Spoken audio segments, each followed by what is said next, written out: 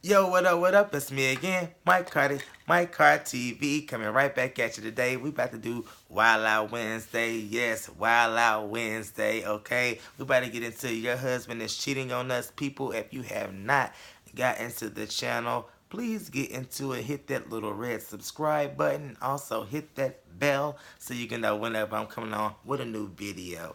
Wild Out Wednesday is where we just kind of talk about various topics. We do show reviews, kind of like talk about it Tuesday and everything, but we may get into a little celebrity gossip. I don't get into it too much, but this is the day to do it. I don't gonna do it on no other day. Don't look for it, okay, people.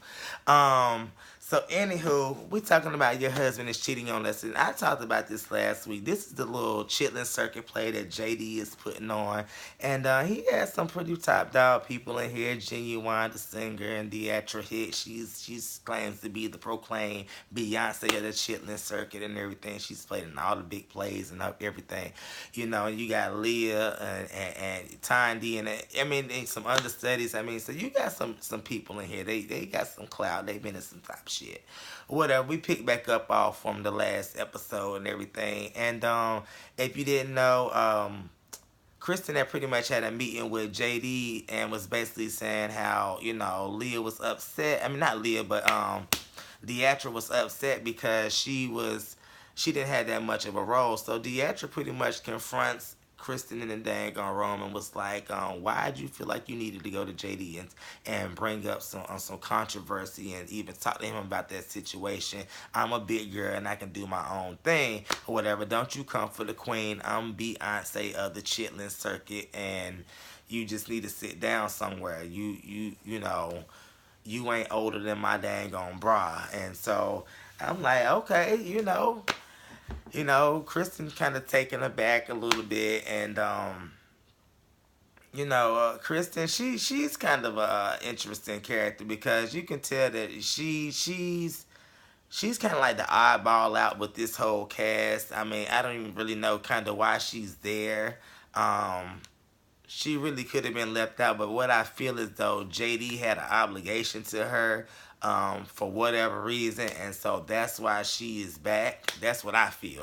I don't know. I could be wrong, but that's kind of what I feel. I feel like that he has an obligation to her for whatever reason. We'll talk about some things that could be in a second, but nevertheless, Jermaine kind of confronts, not confronts, but talks to Leah about the whole relationship between her, Tony, Graham, and Deatra Hits, and she's kind of like, Deatra, they had a baby, everything. I came on the scene and it was like boom, bap, bow. Deatra was out the way, and I'm just here to make my money, collect my coin. I ain't trying to be about the bullshit and everything. So we move to the next scene. JD's done set up this situation where they at the actor studio, and they're gonna be going there like 2 times out of the week and everything. So it gets to Genuine and Leah, and they pretty much going over their lines. They doing a damn good job, I must say. And so they moves on, and JD, he's feeling that whole performance. So it moves on to Kristen and her performance, and Brianna, which is the daughter, she ain't feeling the situation. She like, Kristen, I don't even know why she here. She is bringing the whole production down. She ain't good enough and everything. So it kind of brings some tension and stuff because they up here just grilling Kristen and just kind of like, throwing her really off her game. So now she real insecure and stuff. Come to find out, Kristen had like this music career or something that JD was managing and everything. And they kind of, had some issues with that, and so that kind of fell through the cracks or whatever. I see why it kind of fell through the cracks. If there was like your little sample video and everything, you needed to go to vocal coaching, girl, because that voice and that video on the FaceTime or the Instagram, I was not feeling that, and maybe that's the reason why the whole thing fell through the cracks. But nevertheless, so I think that may be the reason why I feel like that JD it feels obligated why he had to put her in the damn play. So, like I say, Brianna not feeling it, Taylor, which is the other daughter, she kind of like, I feel like that Brianna is jealous of Kristen, which is weird. I don't even know why she would say that or whatever. Why would the daughter be jealous of this white girl as if they had some type of thing, JD and Kristen or something, or I don't know. I don't know. That was weird for her to even bring that up, but like I say, nevertheless, um what we got here? Kristen sponsors pretty much manicures and pedicures for the ladies in the house. It's like a peace welcoming offering, just kind of like, hey, or whatever. So they her and Deatra sitting down, and Deatra, she being her usual self. She auntie, we love her and everything, just being her 100% self, and they talking about just different stuff and all that. So pretty much Genuine's up in the room and he's talking to his daughter, and Tandy and Leah, they done went off to a little run or whatever. So Genuine's talking to his daughter. He's kind of like, this is a lot going on. I got to be gone every weekend. I'm like the lead person in the play. And, he's kind of sounding real dowdy at this point. But he's also breaking down the whole logistics of how, the ladies is in the house. But hey, it's mighty funny that he ain't never really bringing up the fact that him and Deatra has had some type of dealings and stuff. He's always kind of dancing around that or whatever. I don't really, that's interesting to me, but whatever.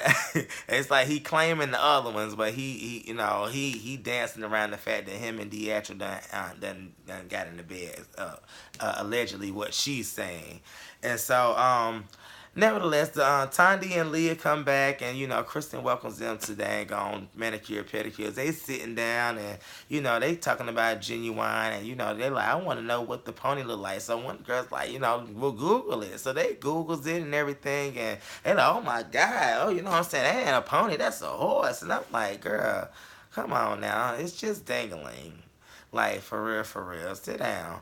But they all hot in the pants or whatever. So, Deatra later on offers Genuine some, kind of flirting, but she also offers some help with the lines and all that. So, of course, Tiny, she done seen the horse, of course, what she call it. And pretty much she is, she come flirting and she ready to dang on, be all over the pony, the horse, whatever. And interrupts the whole shit. They go up to the damn room, kissing and everything. Motherfucking Deatra, she's just like, I'm pissed off, you know what I'm saying? Here go another side chick. You already got damn Leah up in here. She the side chick. Now you got Tandy, she the side chick. I done had all these men and everything. And, y'all think y'all doing something. I done been on the pony, the horse. I done been on the graham crackers and every damn thing. So, boom. Like I say, then she goes and vents to Kristen about the whole situation, and Kristen just kind of like, and then she reveals, what I'm saying, she tells her and Jermaine, they the dang on side piece and everything. I done had Genuine, so, Jermaine like, hold on, you bullshit, you ain't had no damn Genuine, why he ain't told nobody about you and all that, and like I say, it's just, he was just unbelievable, unbelieving the whole situation, because she was just like, sounded like it was full of shit, but, I believe her. She one of them type or whatever. You believe one like that. She ain't gonna tell you when she ain't been on the stick, okay? I got friends like her, and, hey, it is what it is, and it was what it was, and it ain't what it ain't, okay? So, here we go. So, Deatra, pretty much everybody's annoyed with her and her hair, and that hair that keep changing every scene because she ain't had no conditioner, or that stylist was terrible. I still say it was a stylist. I still think she need to go get her a new bundle or 2 or 3 or 4 instead of rewashing her weave like she was doing on that first episode, because I was tired of that hair throughout this whole episode, because you could tell that it was recycled. Okay. So nevertheless, she obnoxious in the dang on house, and everybody just They tired of her. They just tired of her, and them don't nobody really want to work with her ass at this point in time, cause they just like she obnoxious. You got dang on Jermaine talking about it. You got Leah talking about her or whatever, and Leah pretty much comes down just like, girl, we is tired of you. You is selfish. You immature. You need to go sit down somewhere. You was not the Beyonce of the chitlin circuit. I mean, you just need to give it up, girl. Period. Boom. So Leah's she's over the situation. She's like, I'm over you and how all the shit you done put me through with my ex and everything, and how you just like to carry on and you don't know how to tone this shit down, and like I say, she's one of those ones that you really got to be her cup of tea that Miss Deatra hits and everything. So, excuse me, moving right along. Kristen, she's on the phone with her parents and everything. She's pretty much saying how she got tension with the daughters, and she feel like it's some stuff going on, and it has been like a big shift in their relationship.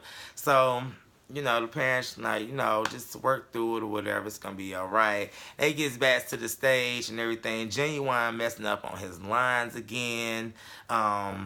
He can't get it right. He was flawless the other day, but this day right here he couldn't get right. So then you got Miss Deatra. She up there living like a mother sucker and everything. And like JD, like y'all need to get into this shit and y'all need to start filling these damn lines or whatever. Or I'm gonna have to cut every damn body. So. But he ain't gonna do that shit because he done got too far in and you done got this show. Please, come on now. So whatever. He announces that he has this big giant birthday celebration that his wife and his daughters is putting together for him, and he invited the whole cast out and all that. So boom, gets back to the house. Genuine wants to have a legit meeting with JD, and he's just kind of like, I don't know if I'm gonna be able to do this. I've been gone. Same story that he was telling his damn daughter. I'm leaving every weekend. I don't know if I can get the lines. And so we like, okay, you need to damn study a little harder and concentrate your energy a little bit more instead of trying to make out with Tandy and all these girls up on the cast and everything, and maybe you can get your lines. And I'm pretty sure you can remember some lines. You done sung all these songs and stuff over the years, Genuine. I mean, come on now, let's get it together. So JD is like, I'm gonna figure it out and figure out what I can do to make the situation right, and and see what these girls are doing to you that got you all stressed out and everything. But I think what he really stressed out about is he don't want nobody to know that him and Miss Deatra hits that had some sex with. Well, he don't even know that she been talking all over the house and stuff. So if you trying to keep that secret, it's already out there and the cat's out the bag. And because truth be told, you can get them lines down. You can if you just focus a little bit more and stop complaining and everything. So whatever, it's JD's birthday and the cast goes out. And they all, I guess they somewhat cute. Deatra hair still not laid. Tandy got on her Wilma dress from the Flintstones, and they all rolling up in there and everything.